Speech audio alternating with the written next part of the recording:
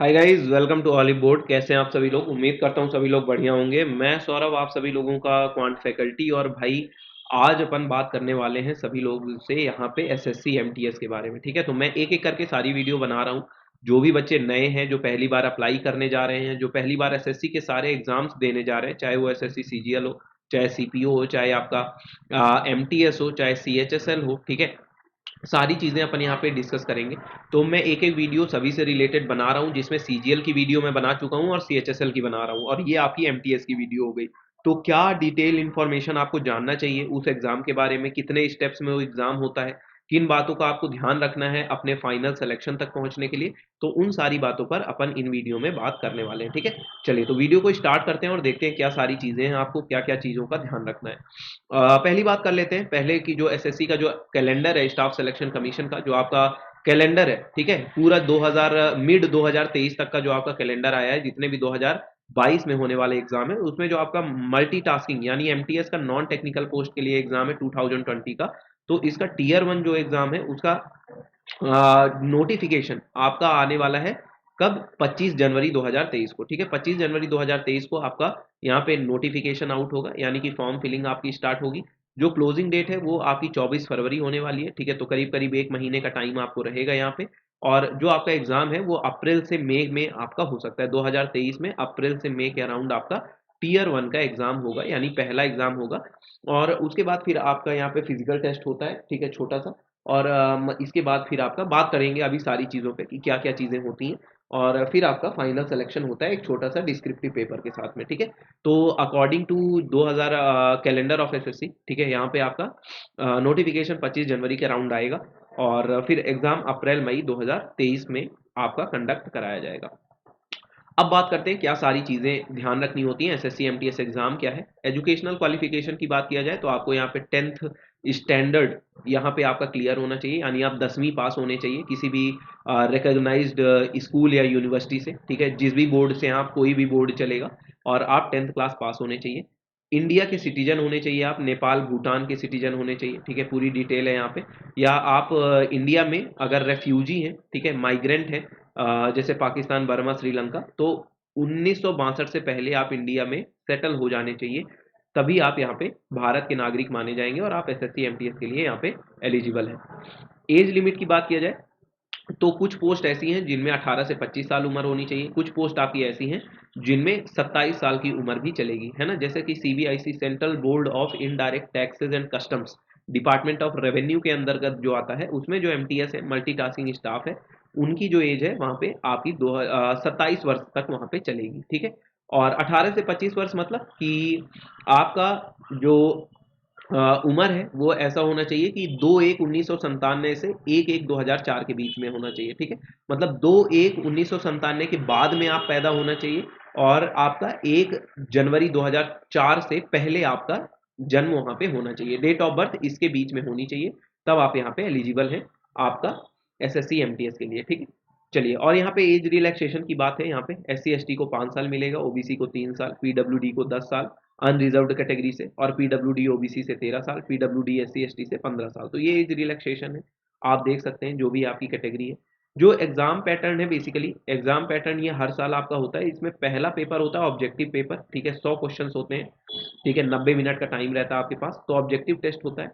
फिर दूसरा होता है फिजिकल एफिशिएंसी टेस्ट, जिसे पीईटी कहते हैं अपन, पीईटी होता है। और उसके बाद फिजिकल स्टैंडर्ड टेस्ट होता है, केवल और केवल एमटीएस हवलदार पोस्ट के लिए, केवल और केवल एमटीएस हवलदार के लिए आपका यहाँ पे फिजिकल स्टैंडर्ड टेस्ट आपको देना पड़ता है, पीएसटी देना पड़ता है, नहीं तो केवल और केवल फिजिकल एफिशिएंसी टेस्ट ही देना आपको पड़ता है। केवल एमटीएस में जो हवलदार पोस्ट है उसके लिए फिजिकल स्टैंडर्ड टेस्ट देना होता है। और अगर आप ये फिजिकल स्टैंडर्ड टेस्ट या फिजिकल एफिशिएंसी टेस्ट पास कर लेते हैं तो फिर आप डिस्क्रिप्टिव टेस्ट भी वहां पे दे सकते हैं, है ना। अगर पैटर्न की बात करें तो जो आपका टीयर वन पेपर वन होता है एसएससी एमटीएस का, ठीक है, ये ऑब्जेक्टिव टाइप क्वेश्चंस होते हैं। इसमें रीजनिंग, इंग्लिश और न्यूमेरिकल एप्टीट्यूड यानी कि आपका मैथ्स यानी गणित होती है, और साथ में आपका जीके जनरल अवेयरनेस यहाँ पे होती है, जनरल अवेयरनेस और जीए या जीके होता है। ठीक है, रीजनिंग से आपको 25 सवाल, मैथ्स से 25 सवाल, इंग्लिश से 25 सवाल, और जनरल अवेयरनेस से 25 सवाल होते हैं। 25-25 नंबर के ये सारे सवाल होते हैं, मतलब एक नंबर का एक सवाल होता है। 90 मिनट यानी कि 1.5 घंटे का टाइम आपको दिया जाता है। ठीक है, तो 100 क्वेश्चन 100 नंबर के होते हैं, यहाँ पे 1.5 घंटे का टाइम होता है और 0.25 मार्क्स की निगेटिव मार्किंग भी होती है, याद रखिएगा। 25% की निगेटिव मार्किंग भी होती है, 0.25 मार्क्स की यहाँ पे निगेटिव मार्किंग भी आपकी होती है, ठीक है। तो ये बात भी याद रखना है।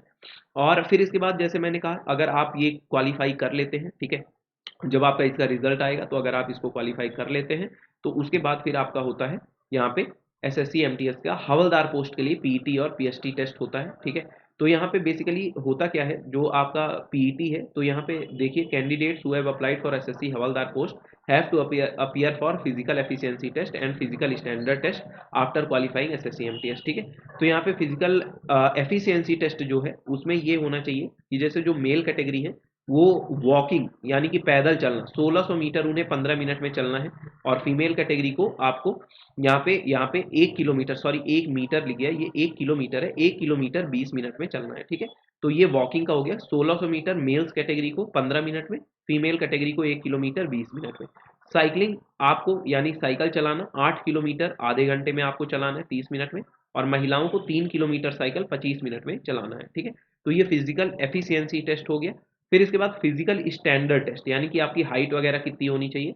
तो अगर मेल कैटेगरी की बात करूं, मैं केवल और केवल हवलदार पोस्ट के लिए बात कर रहा हूं यहाँ पे, ठीक है, केवल और केवल हवलदार, सारे एमटीएस पोस्ट में नहीं चाहिए पीईटी और पीएसटी, केवल और केवल हवलदार के लिए चाहिए। हाइट जो मेल कैटेगरी की होनी चाहिए 157.5 सेंटीमीटर होना चाहिए। यहाँ पे जो गढ़वालीज हैं, असमीज हैं या गोरखाज हैं, ठीक है, तो इनके लिए 5 सेंटीमीटर का रिलैक्सेशन है। जो चेस्ट साइज है वो 76 मीटर होनी चाहिए और मिनिमम एक्सपेंशन 5 सेंटीमीटर का। उसी तरह फीमेल में हाइट 152 सेंटीमीटर और उनका वजन 48 किलो या उससे थोड़ा सा ज़्यादा होना चाहिए, ठीक है। तो ये आपका फिजिकल स्टैंडर्ड टेस्ट है। फिर पेपर 2 आपका होता है डिस्क्रिप्टिव पेपर होता है, यानी कि पेन पेपर मोड होता है। पेन पेपर मोड आपको यहाँ पे लिखना पड़ेगा। डिस्क्रिप्टिव का मतलब क्या होता है, आपको उस परीक्षा को लिख के देना है, ठीक है। तो ये पेन पेपर मोड में ये आपका एग्जाम हुआ करता है, और इसमें आपको एक शॉर्ट ऐसे आएगा या लेटर आएगा लिखने के लिए, ठीक है। और आप ये किसी भी लैंग्वेज में लिख सकते हैं, जो भी लैंग्वेज आपकी 8th शेड्यूल में मेंशन्ड है आपके इंडियन कॉन्स्टिट्यूशन में, भारतीय संविधान के 8वें भाग में जितनी भी भाषाएं हैं उनमें आप लेटर और ऐसे लिख सकते हैं। 25-25 नंबर का रहेगा, एक लेटर और एक ऐसे आएगा। 45 मिनट का टाइम आपको दिया जाएगा यहाँ पे, ठीक है। आपको लिखने के लिए 60 मिनट का टाइम जिनके पास स्क्राइब होगा उनको दिया जाएगा यहाँ पे, ठीक है। तो याद रखिएगा, तो 45 मिनट में आपको लिखना रहेगा ये सारी चीज़ें, ठीक है। तो ये आपका पेपर 2 होता है। इसके बाद फिर फाइनल मेरिट हो जाती है। इसके बाद जो फाइनल मेरिट आपकी बन के आती है, मेन इसमें टीयर 1 का एग्जाम है, ठीक है। टीयर 1 ही आपकी फाइनल मेरिट में आपको आगे करता है, ठीक है। मेन इसी के मार्क्स देखे जाते हैं इसी का फाइनल मेरिट में, क्योंकि यहाँ पे तो एवरेज मार्किंग होती है तो इतना कुछ फर्क नहीं पड़ता। फिर अगर मैं बात करूँ सिलेबस का, तो जनरल स्टडीज़ का कंप्लीट सिलेबस है, साइंस, करंट अफेयर्स, जितना भी चीज़ आप एसएससी के लिए पढ़ते हैं, एसएससी का कोई भी एग्जाम हो सभी में सेम ही रहता है लगभग आपका सिलेबस, है ना। Current affairs, people in news, important days, है ना। आपको हिस्ट्री, ज्योग्राफी पढ़ना पड़ता है, ठीक है। और इकोनॉमिक्स थोड़ा बहुत, general policy, polity, scientific research आपको पढ़ना पड़ता है, इंडियन पॉलिटी पढ़नी पड़ती है भारतीय संविधान के बारे में, है ना। तो ये पूरा लगभग आपका जनरल स्टडीज, जैसे जनरल स्टडीज एमटीएस की बात करें, सीएचएसएल की बात करें, सीजीएल की बात करें, सबका सेम ही है ना। जो जीके आप पढ़ते हैं, जीएस, करंट अफेयर्स, सब कुछ इसी में आती है। मैथ्स में थोड़ा सा शॉर्ट है सिलेबस, बहुत ही कम आपका रहता है, जैसे नंबर सिस्टम हो गया, है ना, परसेंटेज हो गया, एवरेज हो गया, time and work, profit loss ratio, mixture alligation, time speed and distance, CI SI, geometry, mensuration, trigonometry, DI, algebra, ठीक है। ये सारे मैथ्स के चैप्टर हैं। 25 सवाल यहाँ पे आपको मैथ्स के देखने को मिलेंगे। इसके बाद अगर बात करूं तो रीजनिंग का पूरा यहाँ पे डिटेल में है, ठीक है। आपका नॉन वर्बल, ये वाला पार्ट पूरा नॉन वर्बल रीजनिंग का है, 8 नंबर वाला, ये सारा पार्ट आपका वर्बल रीजनिंग में आ जाता है कि वर्बल रीजनिंग से क्या सारी चीजें आपकी यहाँ पे पूछी जाएंगी। तो वर्बल वर्बल और नॉन वर्बल से पूरा देख सकते हैं, coding, decoding, analogy, odd one out, syllogism, syllogs, direction sense, ranking, blood relation, matrix, है ना। फिर paper cutting and folding, mirror image, embedded figure, सारी चीज़ें नॉन वर्बल रीजनिंग वाली। तो ये टोटल 25 क्वेश्चंस में आते हैं। आप यहाँ पे इनकी प्रैक्टिस मॉक टेस्ट के द्वारा कर सकते हैं, और प्रीवियस ईयर पेपर जो पुराने साल में आए हैं उनकी प्रैक्टिस कर लो, बहुत है ना। प्रीवियस ईयर पेपर्स आप यहाँ पे लगाओगे, आपको प्रैक्टिस हो जाएगी। प्रीवियस ईयर आप एक काम करना, एसएससी, सीएचएसएल और सीजीएल के, है ना, आप प्रीवियस ईयर पेपर लगा लो, उतने में बहुत अच्छी प्रैक्टिस आपकी रीजनिंग की हो जाएगी। फिर यहाँ पे देखें तो इंग्लिश कॉम्प्रीहेंशन, वही सेम चीज़, स्पॉट एरर, यहाँ पे grammar, fill in the blanks, synonym antonym, ये आपका वोकैब वाला पार्ट हो गया, ठीक है। आपको थोड़ी बहुत वोकैब आनी चाहिए, spelling, idioms and phrases, OWS, one word substitution, ठीक है। और सेंटेंस इंप्रूवमेंट, कॉम्प्रीहेंशन पैसेज, है ना। तो ये सारी चीजें आपकी आती हैं, 25 क्वेश्चन यहाँ पे भी आएंगे, 25 नंबर के आपके रहने वाले हैं, ठीक है। तो लगभग लगभग इनका सिलेबस एसएससी एग्जाम के सारे, ऑल एसएससी एग्जाम्स जितने भी आपके एसएससी एग्जाम्स है, लगभग लगभग इनका सिलेबस सबका सेम है ना। सिलेबस इनका लगभग लगभग आपका सेम सिलेबस है, ठीक है। तो याद रखिएगा एक ही जैसा सिलेबस है। अगर आप एसएससी सीजीएल के लिए प्रिपेयर कर रहे हैं तो समझ लीजिए आप एमटीएस की भी तैयारी कर रहे हैं, सीएचएसएल की भी आपकी तैयारी हो रही है, आप सीपीओ की भी तैयारी कर रहे हैं, ठीक है। तो सारी सारी चीजें लगभग एक ही तरह हैं। आप एक एग्जाम को प्रिपेयर कर रहे हैं तो बाकी सारे एग्जाम भी आपके यहाँ पे प्रिपेयर हो रहे हैं। जो इसमें पोस्ट है, जो आपको पोस्ट मिलती है, ये सारी 1800 ग्रेड पे पोस्ट है, ठीक है। ये सारी आपकी ग्रुप सी नॉन गेजेटेड है ना, low level post, low level मतलब ग्रेड पे के वाइज से कह सकते हैं आप, है ना, ऐसे लो लेवल नहीं है, ग्रेड पे के अकॉर्डिंग ये आपका 1800 ग्रेड पे की ये पोस्ट है सारी, ठीक है।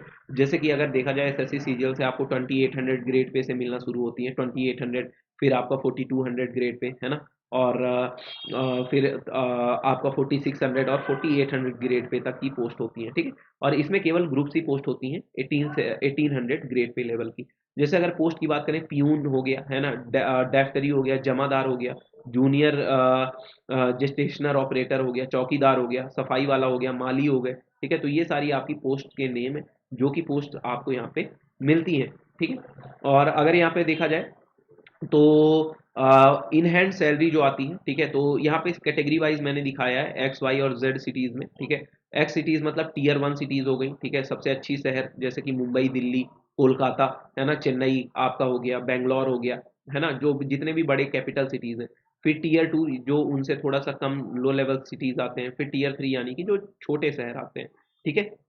तो सबकी अलग अलग सैलरी है। जो बेसिक पे है 18,000 आपका रहने वाला है। फिर यहाँ पे डियरनेस अलाउंस नहीं मिलता, ठीक है, यहाँ पे किसी भी तरह का डियरनेस अलाउंस आपको नहीं मिलता, कोई भी महंगाई भत्ता एमटीएस को नहीं मिलता। हाउस रेंट अलाउंस आपको मिलता है 4320, ठीक है।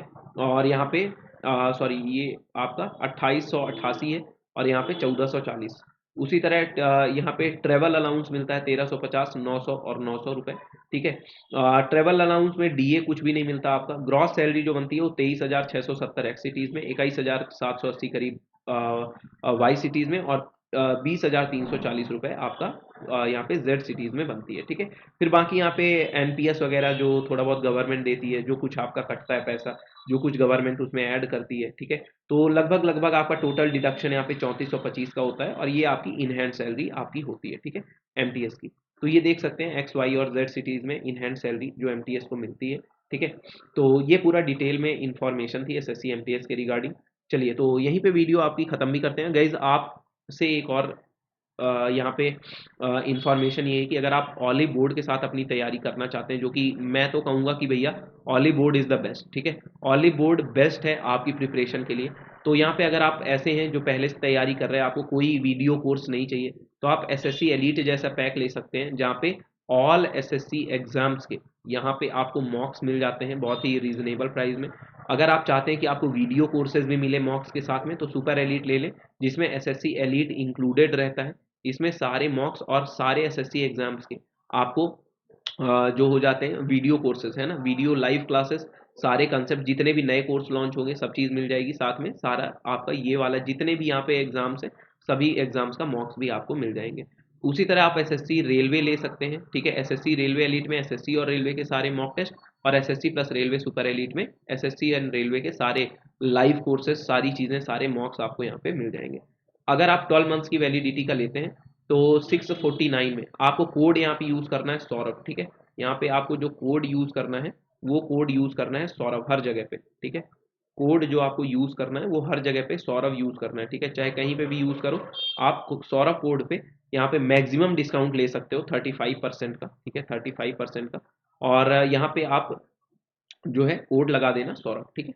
तो एसएससी जैसे ये आपका यहाँ पे कोड कूपन में है ना, कूपन में आप यहाँ पे हर जगह पे सौरभ अगर लिख दोगे तो डिस्काउंट अच्छा खासा हो जाएगा। जैसे 999 है 12 मंथ्स का, 649 में आपको ये मिल जाएगा, ठीक है। तो ये आपका एसएससी एलीट हो गया, ठीक है। उसी तरह से अगर आप देखें तो ये एसएससी सुपर एलीट हो गया आपका पैक, है ना। तो 12 मंथ्स का वैलिडिटी के लिए 3999 है, तो ये 2599 में मिल जाएगा। उसी तरह ये एसएससी प्लस रेलवे एलीट हो गया 844 में, सारे एसएससी और रेलवे के मॉक्स मिल जाएंगे, ठीक है। 1299 है, 844 में मिलेगा 35 डिस्काउंट के साथ।